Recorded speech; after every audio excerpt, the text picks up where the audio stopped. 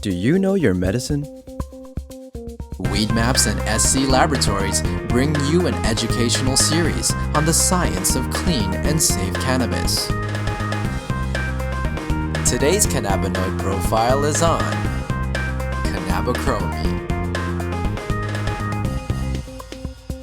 Cannabichromene, also known as CBC, is the third cannabinoid that is synthesized from CBG in the plant. Less common to find a lot of CBC than CBD or THC. And it's been found to have anti-inflammatory properties as well as analgesic, meaning pain-killing properties, although a little bit weaker than THC. It's also been found to have antifungal effects and antibacterial effects. In lab studies with rodents, to have anti-tumor effects, meaning it kills cancer cells. And certainly that part of cannabichromene needs to be studied further. And right now there are studies going on looking at cannabinoids in killing cancer cells. CBC is produced in the same chemical pathway as THC. It starts out with geranyl pyrophosphate and olivetolic acid combined to form cannagibberellic acid, which is CBGA.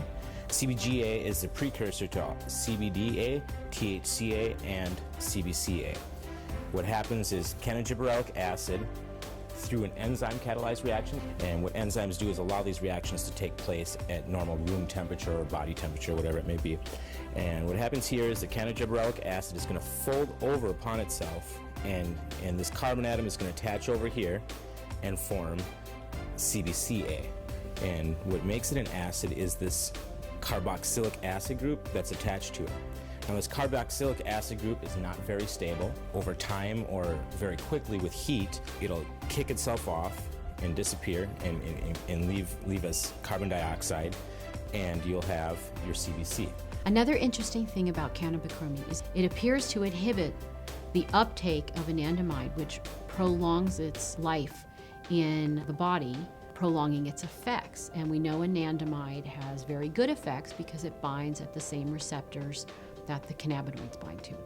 Cannabichromene has also been found to have antidepressant properties. Here we have a three-dimensional representation of CBC. We have the two rings. The black balls represent carbon atoms. The red balls represent oxygen atoms, and the white balls are hydrogens that are attached to each. The structure is quite a bit different, as I said, than THC or CBD. We don't have that folding in, and the ring structure is much different. But it's the same amount of carbon and hydrogen and oxygen atoms. It's just rearranged differently. Bonds are placed in different areas. Patients normally don't use CBC to determine their medication. They're really looking more at THC, CBD, and CBN.